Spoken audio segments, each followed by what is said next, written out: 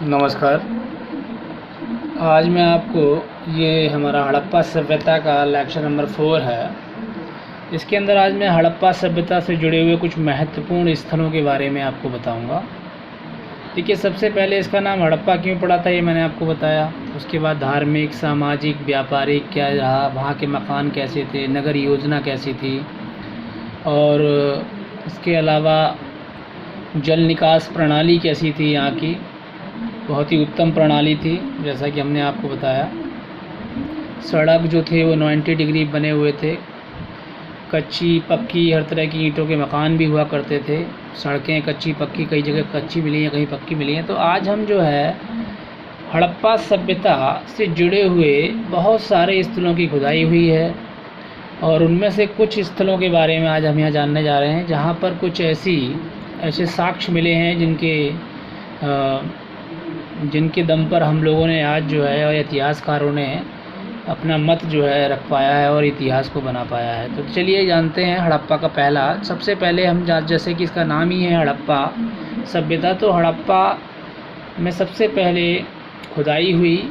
हड़प्पा एक जगह है पंजाब के अंदर, जो कि मोंटगोमरी नामक गांव है एक, या साहिवाल नामक गांव है। वहाँ पे क्या हुआ, वहाँ पे खुदाई हुई, और ये पाकिस्तान में पड़ता है ये वाला पंजाब, और ये रावी नदी के किनारे है। और दयाराम साहनी जो कि खोजकर्ता थे, इन्होंने 1921 में इसको खोज निकाला। लेकिन यहाँ पे एक इम्पॉर्टेंट चीज़ क्या है, इसको जो हड़प्पा, जो आज हम हड़प्पा संस्कृति के नाम से जानते हैं, पहले बुक्स में इसको कहते थे सिंधु घाटी की सभ्यता, लेकिन आजकल हम इसको हड़प्पा सभ्यता के नाम से जानते हैं। क्योंकि ऐसा हुआ, क्योंकि ये सिंधु नदी के किनारे हड़प्पा जो शहर है, मोहनजोदड़ो और हड़प्पा, ये दो ऐसे शहर हैं जो कि जैसे कि आप देख रहे हैं रावी नदी के किनारे हैं, और ये सिंधु नदी के किनारे हैं। तो ये सहायक नदी हो गई रावी आपकी सिंधु नदी की। तो ये दोनों क्या हैं, दोनों, एक जो मोहनजोदड़ो है ये दाईं ओर है, मतलब बाईं ओर है। एक ऐसा मोहनजोदड़ो क्या है, एक ही ऐसा स्थल है मोहनजोदड़ो जो कि दाईं ओर पे है, और इसके अलावा ज़्यादातर जितने भी हमारे जो स्थल निकले हैं वो बाईं ओर निकले हैं। तो हड़प्पा बाईं ओर है, ये आमने सामने हैं दोनों, मोहनजोदड़ो हड़प्पा जो है। तो यहाँ पर क्या हुआ, सिंधु घाटी सभ्यता के नाम से पहले हम इसको जानते थे, लेकिन अब ज़्यादातर क्योंकि बहुत सारे स्थल ऐसे हैं जो सिंधु घाटी सभ्यता में नहीं मिले हैं, सतलुज नदी के किनारे भी मिले हैं, तो इसलिए इसका नाम बदल के अब हड़प्पा सभ्यता रख दिया गया। क्योंकि हड़प्पा में सबसे पहले खुदाई हुई थी और सबसे पहले वहाँ पर हमें पता लगा था, इसलिए इसका नाम रख दिया गया हड़प्पा सभ्यता।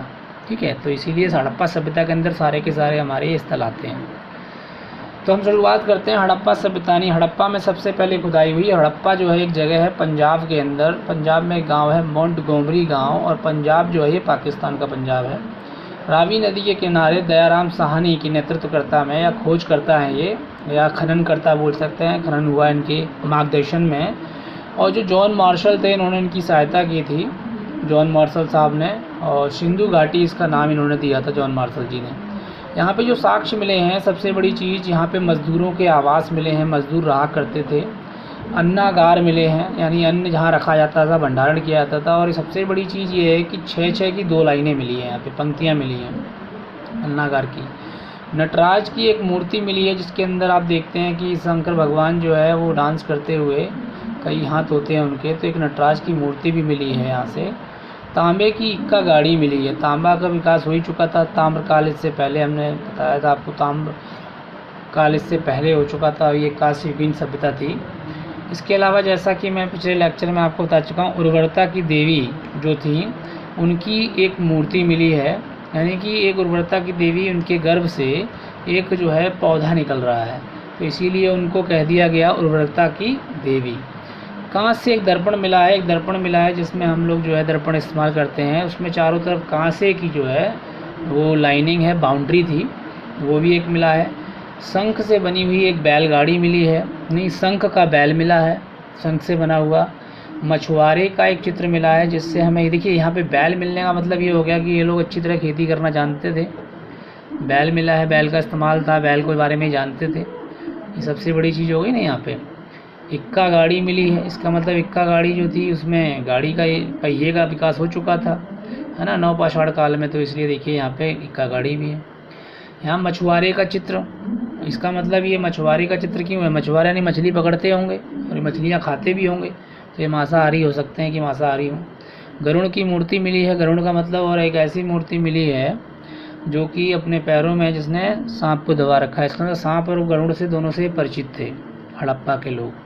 खरगोश का चित्र मिला है एक, तो खरगोश को जानते थे। कफन, इसका मतलब समाधान की प्रक्रिया यहाँ पे की जाती होगी, तो कफन मिला है, यानी कि मरने के बाद या तो दफनाया जाता होगा, जलाया जाता होगा। कई तरह की पद्धति होती हैं जो मरने के बाद अपनाई जाती हैं, जो यहाँ की जाती होंगी, तो कफन भी मिला है। तो ये कुछ खास बातें थी हड़प्पा के बारे में। अगला चलते हैं मोहनजोदड़ो। देखिए मोहनजोदड़ो जो था ये कहाँ पे है? ये लरकाना में है, और ये पाकिस्तान में पड़ता है लरकाना, सिंधु नदी के किनारे। राखलदास बनर्जी ने 1922 में इसकी जो है वो खोज की थी।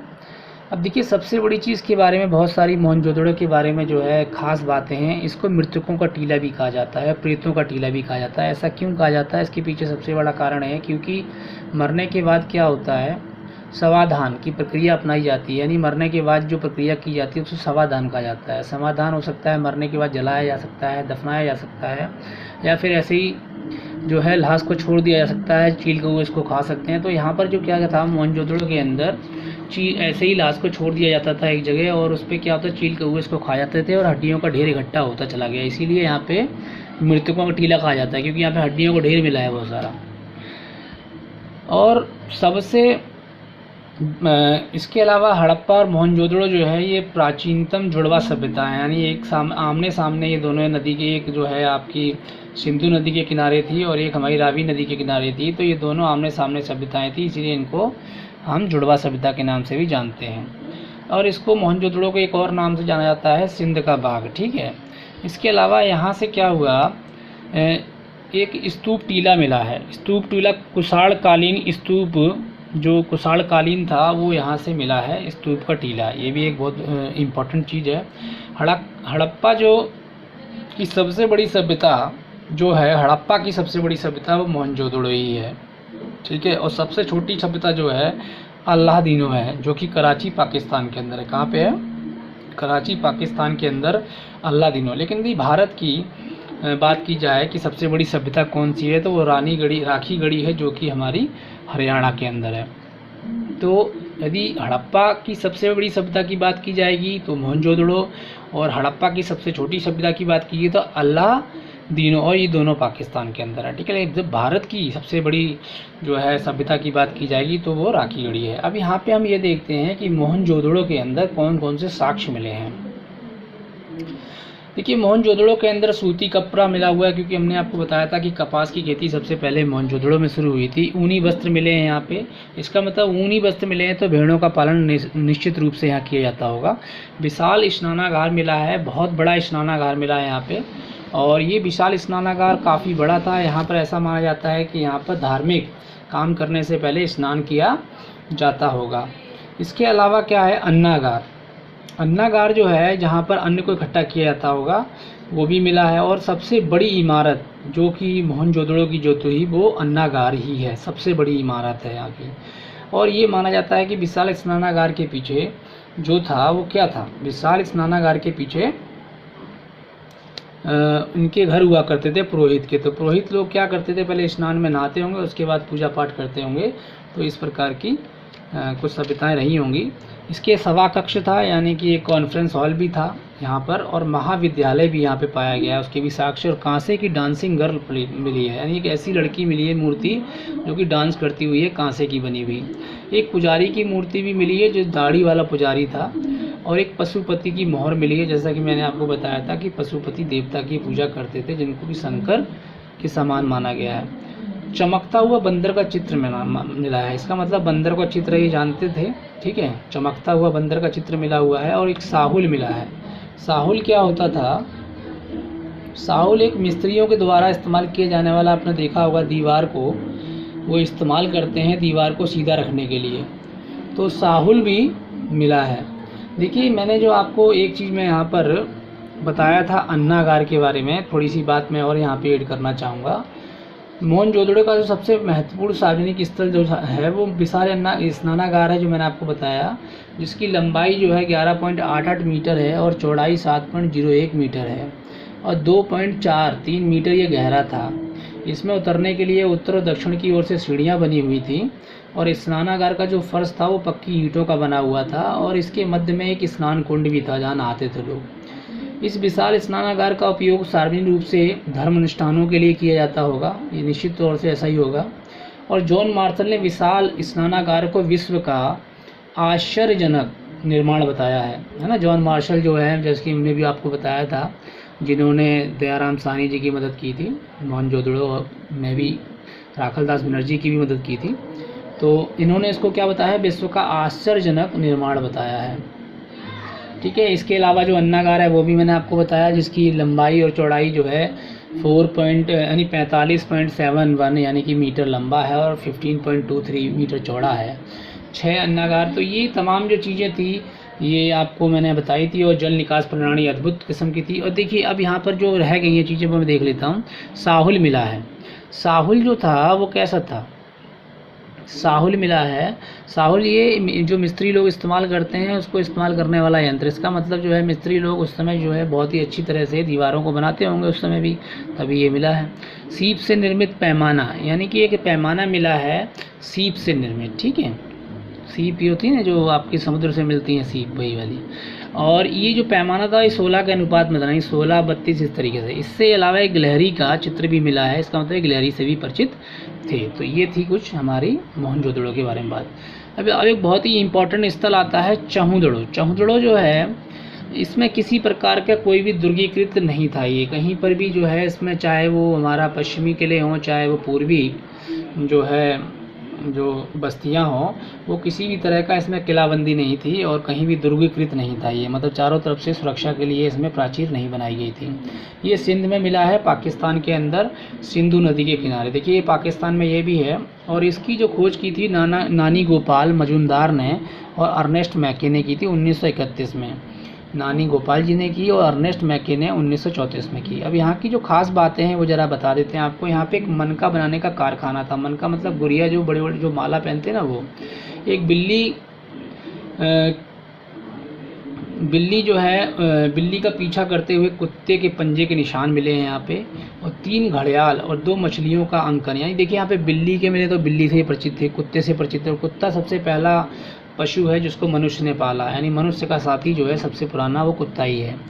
3 घड़ियाल और 2 मछलियों का अंकन मिला है। मैंने 3 घड़ियाल, यानी घड़ियाल से ही परिचित थे और मछलियों से भी परिचित थे। ये 4 पहिए वाली गाड़ी मिली है। इसका मतलब पहिया गाड़ी चलती होगी उस समय और 4 पहिए हुआ करते थे उसके अंदर, जिसे लोगों के द्वारा और बैलों के द्वारा भी खींचा जाता होगा। लेकिन 4 पहिए गाड़ी के यहाँ पर हमको साक्ष्य मिले हैं। इसके अलावा लिपस्टिक, काजल, पाउडर, यानी कि उस समय की महिलाएं लिपस्टिक, काजल, पाउडर भी इस्तेमाल करती होंगी, तो उसके भी साक्ष्य मिले। कंघा भी मिला, उस तरह जैसे गाड़ी वाड़ी बनाने वाला होता है ना, उसके लिए जो है उस तरह का इस्तेमाल करते हैं।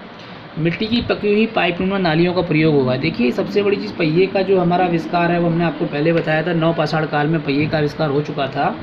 और मिट्टी की पकी हुई पाइपनुमा नालियों का उपयोग, मिट्टी की पकी हुई पाइपनुमा नालियों का प्रयोग जो है यहाँ होता था। इसका मतलब क्या कि उस समय भी जो नालियाँ थी वो पकी हुई नालियों का बनाई जाती थी। जैसे आजकल होती है ना, पाइप होते हैं बड़े बड़े और उसको लगाया जाता है, लेकिन उस समय मिट्टी की पकी हुई पाइपनुमा नालियों का उपयोग किया जाता था। तो ये कुछ था चौहड़ों के बारे में। अब हम आते हैं अगली सभ्यता के बारे में। देखिए रोपड़ की बात करें तो रोपड़ जो है वो रूपनगर में है, जो कि पंजाब के अंदर है और भारत के अंदर। ये रोपड़ क्या हुआ, भारत की आज़ादी 1947 में हुई और उसके बाद खोजी जाने वाली सबसे पहली सभ्यता है ये रोपड़। और ये सतलुज नदी के किनारे थी और ब्रजवासी लाल और यज्ञदत्त शर्मा जी ने इसको खोज निकाला। 1950 में ब्रजवासी लाल जी ने इसको खोजा और यज्ञदत्त शर्मा जी ने 1953 और 55 में खोजा। और यहाँ पर सबसे बड़ी बात क्या थी, जो रोपड़ है ये पुनर्जन्म में विश्वास करते थे। क्यों करते थे, यहाँ पे कुछ साक्ष्य मिले हैं, क्योंकि मालिक के साथ कुत्ते को दफनाने के साक्ष्य मिले हैं। इसी प्रकार के साक्ष्य जो है कश्मीर के ब्रुज होम से भी मिले हैं, जहाँ पर कि मालिक के साथ कुत्ते को दफनाया गया था। तो यदि ये प्रश्न ये आता है कि कहाँ मिले हैं, तो बुर्ज-होम जो है वो पहली प्रायोरिटी पे रहेगा। और दूसरी प्रायोरिटी पे हमारा कौन रहेगा? दूसरी प्रायोरिटी पे हमारा कौन रहेगा? दूसरी प्रायोरिटी पे रोपड़ रहेगा। दूसरी प्रायोरिटी पे रोपड़ रहेगा। तो मालिक के साथ कुत्ते को दफनाने के साक्ष्य मिले हैं। इसी प्रकार के साक्ष्य कश्मीर के बुर्ज-होम से भी मिले हैं। नवपाषाण काल में जो है ये मिला है बुर्ज-होम। तांबे की कुल्हाड़ी मिली है और गर्तावास के साक्ष्य मिले हैं। गर्तावास का मतलब क्या होता है कि नीचे खोद के जो है उसमें दफनाने की प्रक्रिया होती है, उसमें गर्त मतलब गड्ढे में खोद के दफनाया जाता है। तो यहाँ पे ऐसा नहीं है कि मालिक के साथ कुत्ते को दफनाया जाता, तो ऐसा लगता था कि इनको पुनर्जन्म में विश्वास होगा, तभी हो सकता है कि जैसे दो लोग हैं उनके साथ उसके वस्त्र हैं या तमाम चीज़ों को दफनाया जाता होगा, तो इस तरीके से होता होगा। कालीबंगा। कालीबंगा एक ये भी जो है एक बहुत ही प्रसिद्ध जो है आपका एक स्थल है हड़प्पा का। ये एकमात्र सभ्यता है जहाँ कच्ची अलंकृत ईंटों के साक्ष्य मिलते हैं, और कच्ची अलंकृत ईंटों के साक्ष्य यहीं से मिले हैं कालीबंगा से। लेकिन यहाँ कालीबंगा इसका नाम क्यों पड़ा? क्योंकि यहाँ काली रंग की चूड़ियाँ मिली हैं, इसीलिए। गंगानगर में ये है, यहाँ पर गंगानगर में इसको खोज निकाल, राजस्थान के अंदर भारत में घग्गर नदी के किनारे। और आत्ममंद घोष, आलमंद घोष और ब्रजवासी लाल, यानी आलमंद घोष 1953 में और ब्रजवासी लाल ने इसकी आगे खुदाई करवाई 1961 में। क्योंकि यहाँ पे काली रंग की चूड़ियाँ मिली, इसीलिए इसको कालीबंगा का नाम दिया गया। जुते हुए खेत, यानी जुते हुए खेत मिले हैं, जिससे ये पता लगता है कि यहाँ पर खेती की जाती थी, जुताई की जाती थी। लकड़ी की नाली मिली है, ठीक है। और अग्निकुंड मिला है। अग्निकुंड का मतलब यहाँ पे अग्नि की, इसका मतलब इनको अग्नि की जानकारी थी अच्छी तरीके से, और पहले हमने आपको बताया कि अग्नि की खोज हो चुकी थी पूरा पाषाण काल में ही, और उसका प्रचलन जो है पाषाण काल में जो है नवपाषाण काल में, और इसमें आपका क्या नाम है बहुत पूरा पाषाण काल से ही बहुत ज़्यादा इसका अग्नि का प्रचार प्रसार हो रहा था, मतलब उस समय ही लोग इसका यूज़ कर रहे थे बहुत ज़्यादा। भूकंप के साक्ष्य मिले हैं हमको, भूकंप के साक्ष्य मिले हैं, क्योंकि ऐसे इसलिए मिले हैं भूकंप के साक्ष्य क्योंकि यहाँ के जो मकान थे उनकी छतें टूटी हुई मिली हैं और जो दीवारों पे क्रैक मिले हैं। तो जिसकी वजह से इतिहासकारों ने पता लगाया या उन्होंने अनुमान लगाया कि हो सकता है कि यहाँ पर भूकंप आया हो। 2 फसल एक साथ बोने के साक्ष्य भी यहाँ पर मिले हैं, ठीक है। और 3 प्रकार की समाधिकरण, यानी कैसी 3 प्रकार की, यानी कि मरने के बाद उनको दफनाने का भी प्रमाण मिला है, जलाने का भी प्रमाण मिला है, और इसके अलावा दफनाना, जलाना और एक ऐसे ही छोड़ देना, उसके भी साक्ष्य मिले हैं। यानी ना दफनाया गया और ना जलाया गया, और उसको ऐसे ही छोड़ देते थे। जैसे कि हमने उसमें देखा था कि मोहनजोदड़ो के अंदर उससे क्या बोला जाता है, उसे मुर्दों का टीला बोला जाता है। इसके अलावा युगल समाधान मतलब एक साथ स्त्री पुरुष को भी दबाने के यहाँ पे साक्ष्य मिले हैं। और इसको देख के ऐसे कहते हैं इतिहासकार कि हो सकता है सती प्रथा रही हो, लेकिन नहीं, क्योंकि ये मात्र जो ये कैसा समाज था, ये मात्र सत्तात्मक समाज था, ऐसा यहाँ होना मुमकिन नहीं है। मम्मी के अवशेष मिले हैं, ठीक है, क्योंकि मम्मी के अवशेष कैसे मिले हैं, यहाँ ऐसा एक बच्चा था, उसको जो कपड़े में लपेट के वो मिला है, और उसके सर में जो है कई छेद थे, 6-7 छेद थे। तो ऐसा माना जाता है कि वहाँ के लोग जो है शल्य चिकित्सा में भी जो है शल्य चिकित्सा भी जानते होंगे, उसका इलाज किया गया होगा, बीमारी पड़ गया होगा तो बेचारे को उसको, तो उसकी खोपड़ी में छेद मिले हैं। और ऐसा ये भूकंप के साक्ष्य यहाँ से मिले हैं, इसलिए कह सकते हैं कि यहाँ भूकंप आया होगा, ठीक है। तो एकमात्र सभ्यता थी कालीबंगा, जो कि कच्ची अलंकृत ईंटों के साक्ष्य यहाँ से मिले। अब लोथल में आइए, ये बहुत ही इंपॉर्टेंट है स्थल। और यहाँ जो है जैसा कि हमने पहले बताया था कि लोथल एक ऐसी जगह थी, जैसे कि हड़प्पा में क्या था कि जो घरों के खिड़की दरवाजे जो थे वो मेन गली की तरफ ना खुल के, मेन सड़क की तरफ ना खुल के सहायक गली की तरफ खुलते थे। उसी प्रकार लोथल में इसका अपोजिट था कि खिड़की दरवाजे जो थे मुख्य सड़क की ओर खुलते थे। यानी खिड़की दरवाजे किसकी तरफ खुलते थे? लोथल में खिड़की दरवाजे मुख्य सड़क की ओर खुलते थे। तो ये हम लोग जान रहे हैं लोथल के बारे में, ठीक है। चलिए और जानते हैं।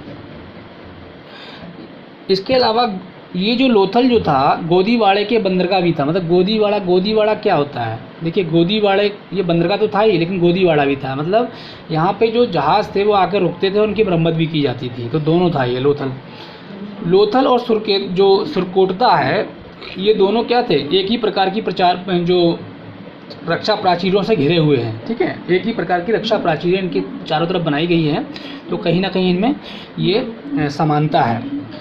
यदि हम बोलें कि हड़प्पा का सबसे महत्वपूर्ण बंदरगाह और पत्तन शहर कौन सा है, वो लोथल ही है, ठीक है। रंगपुर से हमें धान की भूसी मिली है और लोथल से भी मिली है, ठीक है। चालाक लोमड़ी का उल्लेख जो पंचतंत्र की कहानियों में मिलता है हमें, वो विष्णुदत्त की शर्मा के द्वारा लिखा गया हो, इसमें भी हमें लोमड़ी, चालाक लोमड़ी का जिक्र मिलता है, चालाक लोमड़ी का चित्र मिलता है लोथल से। लघु हड़प्पा के नाम से हम लोथल को जानते हैं। और यहाँ पे साक्ष्य क्या क्या मिले हैं इनको हम देख लेते हैं। गोदीवाड़ा के, यानी गोदीवाड़ा जो है ये था, ये नावों को रोक के, नावें यहाँ रोकती थी और यहाँ मरम्मत की जाती, और इसके अलावा ये एक बंदरगाह भी था। धान की भूसी यहाँ से मिली है। और इसके अलावा यदि हम बात करें, बहुत सबसे प्राचीनतम साक्ष्य जो है इलाहाबाद के कोल्डिवा से मिले हैं धान की भूसी के। चक्की, हाथी के दांत यहाँ से मिले हैं, ठीक है। और इसके अलावा हाथी दांत का पैमाना यहाँ से मिला है। घोड़े की मूर्ति कहाँ से मिली है? घोड़े की मूर्ति भी हमारी लोथल से ही मिली है। और चालाक लोमड़ी का चित्र यहीं से मिला है, जिससे हम मन की बताया कि पंचतंत्र की जो कहानी है, जो आपके पंचतंत्र की कहानियाँ जो है, जो किसने लिखी हैं? विष्णु शर्मा जी ने लिखी है ना, तो कहीं ना कहीं उसका इनसे संबंध भी हमें मिलता है देखने को। और यहाँ पर 3 युग्मित समाधि मिली है, मतलब एक पुरुष और 2 महिला एक साथ जो है दफनाए गए थे।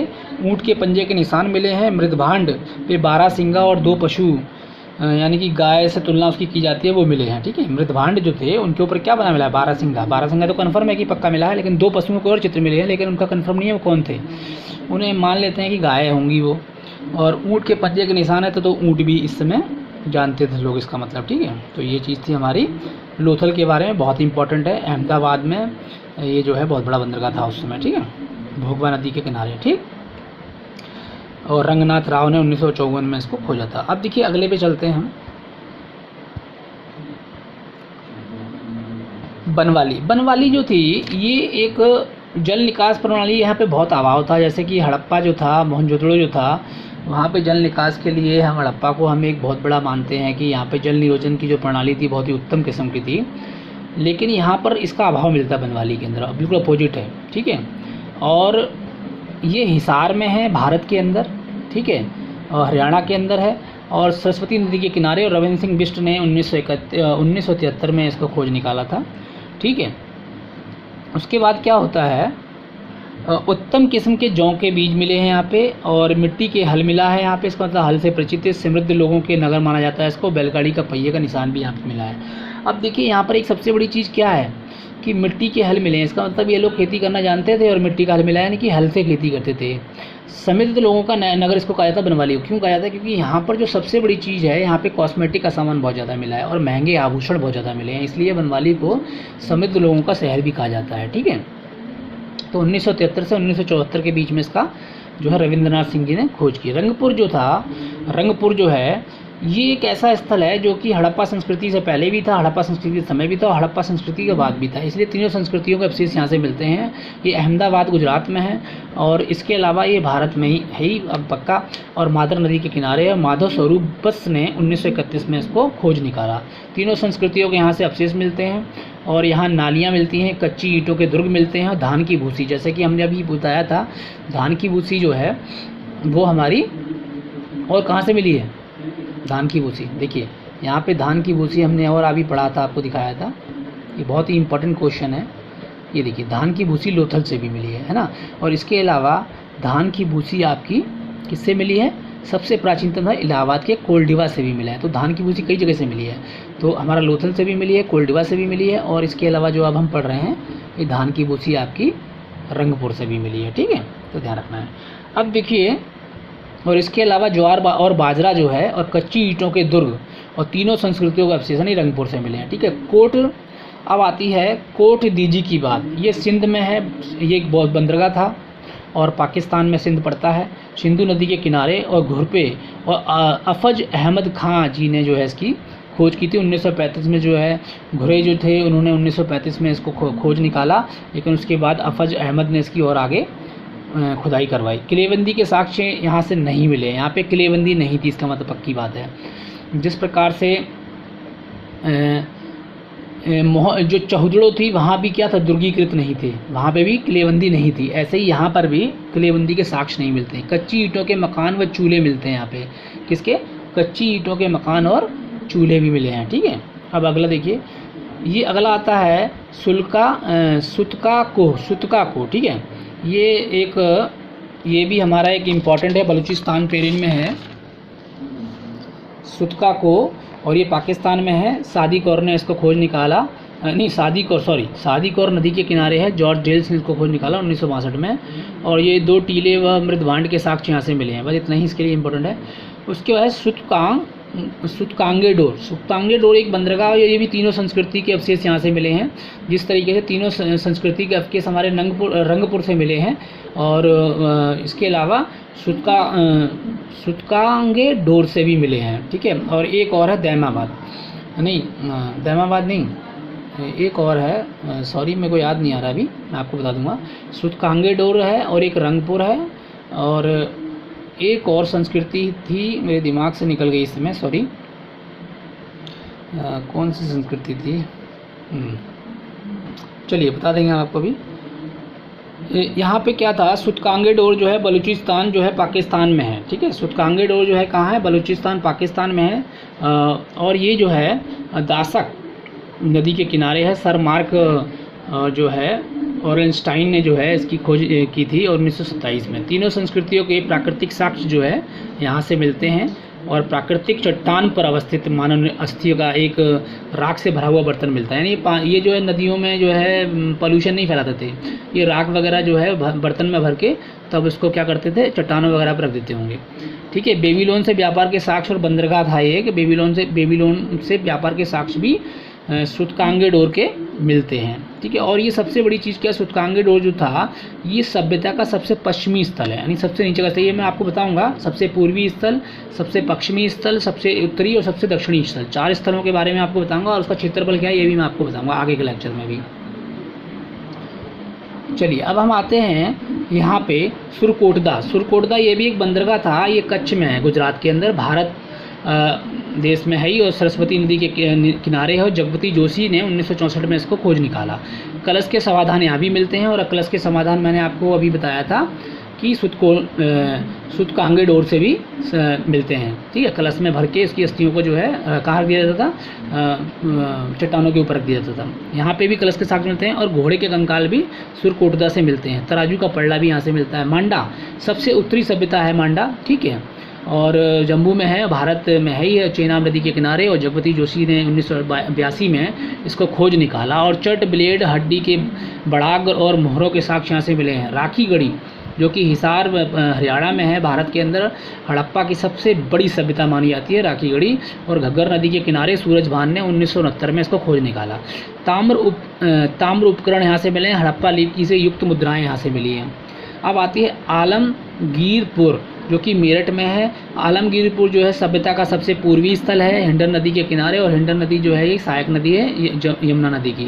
यज्ञदत्त शर्मा ने 1958 में इसको खोज निकाला। यहाँ से जो साक्ष्य मिले हैं वो क्या मिले हैं, मृदभांड मिले हैं। क्या मिले हैं, यहाँ से मृदभांडों पे रंगीन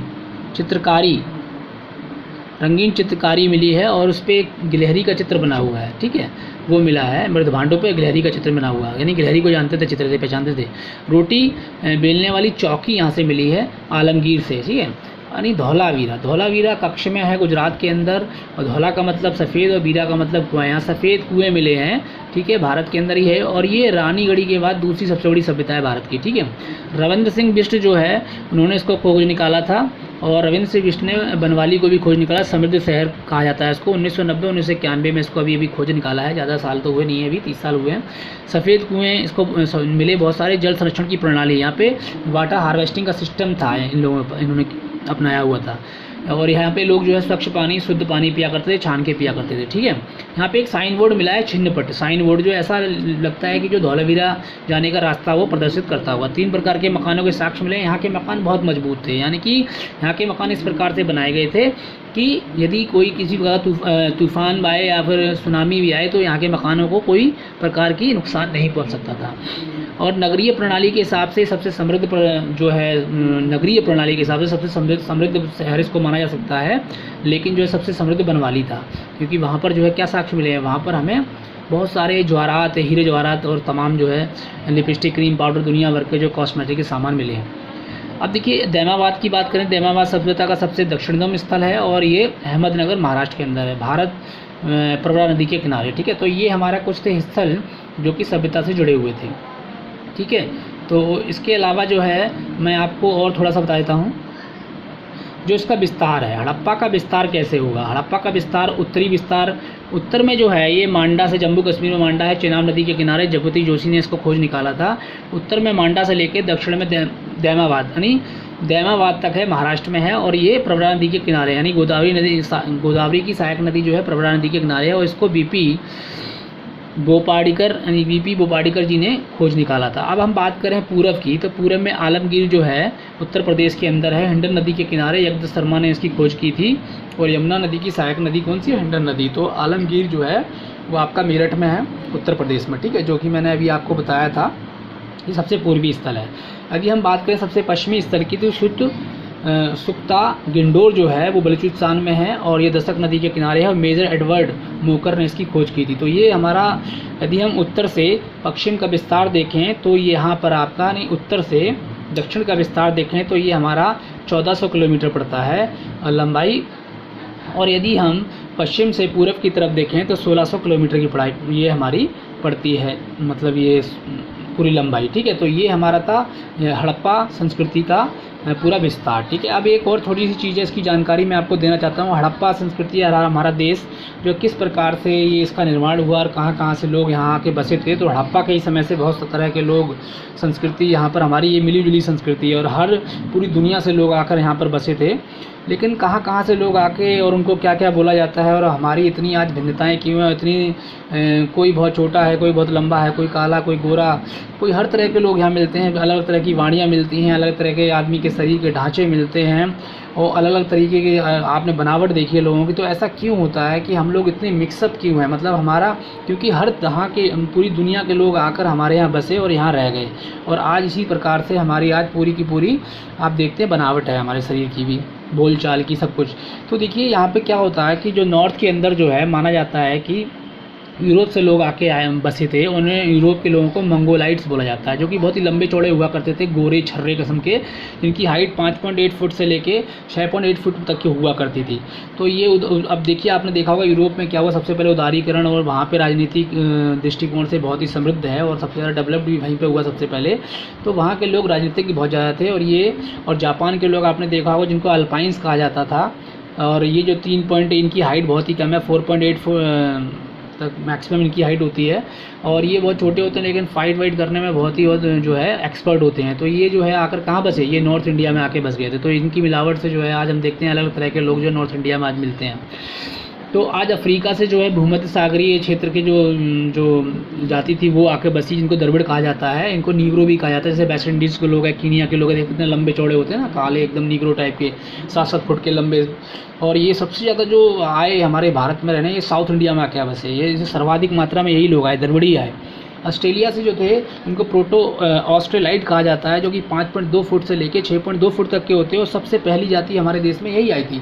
तो इसीलिए जो ऑस्ट्रेलिया से प्रोटो ऑस्ट्रेलाइट आए, अफ्रीका से जो भूमध्य सागरीय यानी द्रविड़ आए, और यूरोप से मंगोलाइट्स आए, और जापान से अल्पाइंस आए। तो ये आके सब बस गए, और यहाँ पर देखते हैं आज हम कितनी अलग अलग तरह की बोली, और कितने, कोई बहुत लंबा है, कोई बहुत छोटा है, कोई। तो ऑस्ट्रेलिया के प्लेयर को देखिए आप कैसे होते हैं, एक जैसी बॉडी लगती है, एकदम लगता है जैसे फ्लैट टाइप की बॉडी है ना। तो ये आके जो है साउथ इंडियन के आप देखिए वो सारे के सारे हीरो देख लीजिए, वो हीरो कैसे हैं, लेकिन सब ऐसे लगते हैं सेम, मतलब एकदम ऊपर से लेकर नीचे तक एक जैसे है ना। और सलमान खान को देख लीजिए, उनकी बॉडी अलग है, इधर की बॉडी अलग है। ऊपर जो उत्तरी लोग होते हैं, जो हमारे उत्तर प्रदेश के, बिहार के, और ये तमाम आपका जो है हरियाणा, पंजाब, यहाँ के लोगों की बनावट अलग है, और दक्षिणी के लोगों की बनावट अलग है, पूरब के लोगों की बनावट अलग है, पश्चिम के लोगों। तो ये इसीलिए हो गया क्योंकि पूरी दुनिया से लोग आके हिंदुस्तान में बसे, और इस तरीके से जो है हमारे भारत का विकास हुआ, और हड़प्पा संस्कृति के दौरान से ही सब लोग आके यहाँ बसने लगे थे। तो ये हमने कुछ आपको बताया कि किस प्रकार से हमारी जो है आज स्थिति, और किस तरह से लोग यहाँ पर आके बसे। और ये पूरा का पूरा मैंने आज आपको कोशिश की है पूरा हड़प्पा संस्कृति को, आज जो है ये लास्ट लेक्चर था। If you have any kind of confusion, any kind of question in your mind regarding any content written in this, or I told you, you can write into the comment box, and I will try my best to answer you each and every question. Thank you very much for watching this video.